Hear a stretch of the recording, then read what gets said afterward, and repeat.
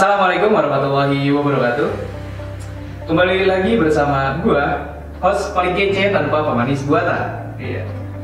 Oh iya, sebelum mulai ke informasi kali ini, gue pengen ngingetin ke kalian, jangan lupa like, comment, dan subscribe karena kalian menonton informasi.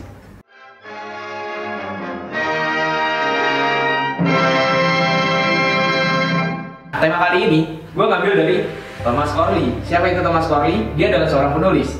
Jadi dia ini udah ngelakuin penelitian terhadap 233 responden orang kaya dan 128 responden orang biasa aja gitu kan. Nah ternyata dari penelitian ini dia tuh menyimpulkan ada beberapa kebiasaan yang emang benar-benar beda gitu kan. Nah jadi di sini gue rangkum aja jadi 6 kebiasaan sukses yang harus kalian ikuti. Oke, langsung yang pertama. Nah ini nih yang pertama. Menurut penelitian 44% orang sukses itu bangun 3 jam sebelum mereka melakukan aktivitas. So misalkan mereka beraktivitas jam 7 pagi, pasti mereka udah bangun jam 4 atau paling telat jam 5 gitu kan. Nah jadi kok mereka pada bangun pagi itu ngapain? Mereka bangun pagi, mereka tuh bisa memiliki waktu lebih banyak buat mempersiapkan diri dan menenangkan diri juga untuk memulai aktivitas. Misalkan kita bangunnya mepet, misalnya jam 7 nih, jam 7 kita aktivitas itu jam 7. Kita bangun setengah 7, belum mandi, belum sarapan, belum ini, belum itu, gitu kan. Ya pasti semuanya kayak keteteran gitu, apa-apa buru-buru, gitu kan. Nah itu tuh kurang baik. Jadi yang pertama adalah bangun 3 jam sebelum memulai aktivitas. Nah yang kedua, memiliki target harian. Kenapa memiliki target harian? Ternyata orang sukses itu dia tuh berpikirnya bagaimana caranya hari ini dia produktif dan bagaimana cara dia itu menyelesaikan pekerjaan yang menantinya. Maksudnya jika kalian punya target harian, oh misalnya hari ini harus ini, besok harus ini. Nah jadi itu tuh udah tersusun rapi. Jadi kita nggak bakalan bingung nih, nggak bakalan kaget juga misalnya, aduh ini belum dikerjain. Nah gitu kan takutnya kayak gitu. Coba kalau misalnya kita hari-hari sebelumnya tuh kayak bikin catatan, bikin jadwal gitu kan, tentang misalnya tanggal 20 nanti ini ada ini, tanggal 21 ini. Nah itu tuh sudah terencana dengan baik. Jadi pas hari H udah datang, kita tinggal menyesuaikannya aja. Oke? Mantap. Nah yang ketiga itu adalah tidak pernah berhenti belajar. Kenapa nggak pernah berhenti belajar? Kalau misalkan kita udah tua gimana? Loh, belajar itu wajib. Belajar itu sah-sah aja, mau usia muda atau usia tua. Utlubil ilma minal mahdi ilal lahdi. Tuntutlah ilmu dari buayan, dari kalian kecil sampai ke liang lahat. Artinya apa? Berarti di usia muda ataupun usia tua, kalian sah-sah aja gitu nuntut ilmu, iya kan? Terus juga, semakin banyak kalian belajar, semakin banyak kalian menuntut ilmu, wawasan kalian tuh semakin luas. Nah, wawasan kalian semakin luas tuh, kalian mau berkomunikasi sama siapa aja tuh enak.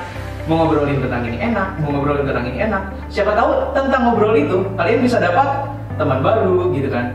Nah, terus juga kalau misalkan ya, kalian lagi nggak kerja nih di rumah, tapi kalian tuh emang udah semangat belajar. Wawasan kalian udah luas banget gitu kan, ilmu kalian juga udah banyak. Tapi kebetulan kalian lagi nganggur.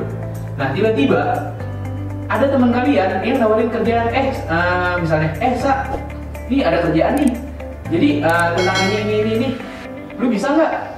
Nah ternyata wawasan kita tuh mencakup semua pekerjaan itu. Ya akhirnya kita ambil dong, ya kan? Nah berbeda dengan orang yang wawasannya kurang atau ilmunya kurang.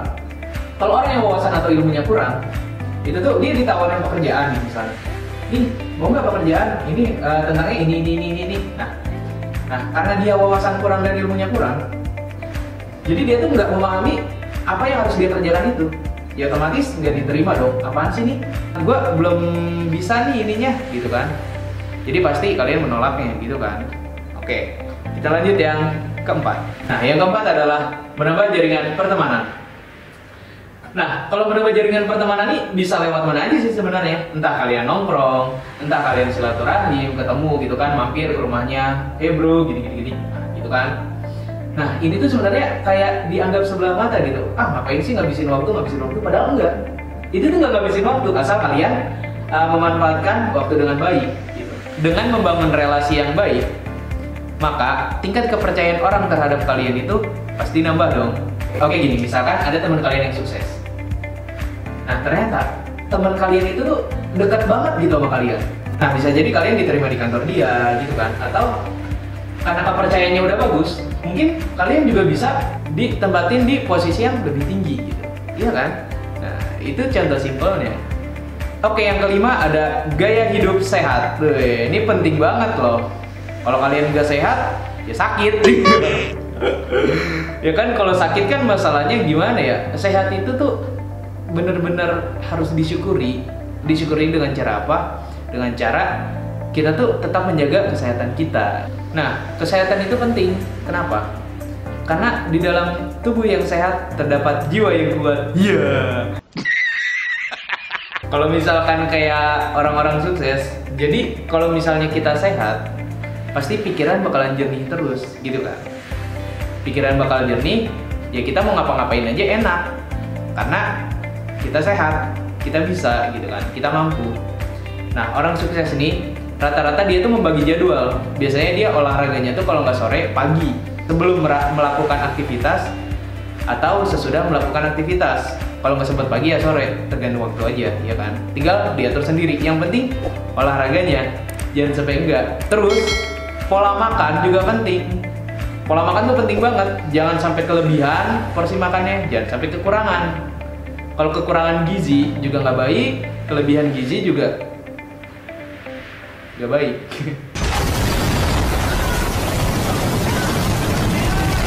Oke, kita lanjut yang keenam. Yang keenam adalah lebih banyak membaca daripada menonton TV.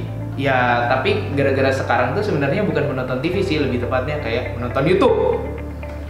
Menonton YouTube tuh sebenarnya penting juga buat nambah wawasan. Kayak nonton informasi ini kan wawasan. Gitu kan, jadi sah-sah aja.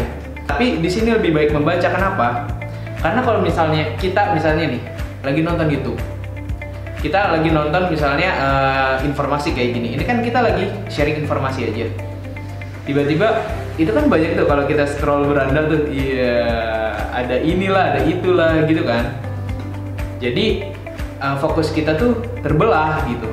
Sedangkan kalau membaca buku lah, emang di buku tiba-tiba ada iklan gitu bisa di skip? Kan nggak bisa. Terus tiba-tiba di buku tuh ada misalnya ada video apa gitu yang menarik, nggak ada kan? Jadi kita tuh fokus, bener-bener fokus aja gitu sama buku. Atau misalkan koran gitu kan, kita tuh bakalan fokus. Tapi koran tuh juga ada iklannya. Tapi nggak apa-apa, iklan koran tuh nggak bisa di skip. Cuman mata kita bisa ngelihat yang lain gitu kan. Nah, baca buku ini emang penting banget. Kenapa? Selain yang tadi gua udah ngomongin, emang kita tuh kayak kalau baca buku tuh emang lebih nyerap ke otak gitu. Jadi, dan buku juga kalau misalnya dibaca berulang-ulang, ya kita bisa benar-benar ngerasain gitu ilmu atau wawasan yang dimaksud oleh penulis buku itu. Ya, udah habis beritanya ya, informasinya udah habis. Ya, kita harus berpisah, tapi nggak apa-apa. Nanti minggu depan bakalan ada. Pokoknya informasi tayang setiap hari Minggu. Tungguin aja, makanya nyalain loncengnya dong, biar kalau ada berita atau video baru langsung nongol di notif kalian. Oke, sekian dari gua. Wassalamualaikum warahmatullahi wabarakatuh. Dadah.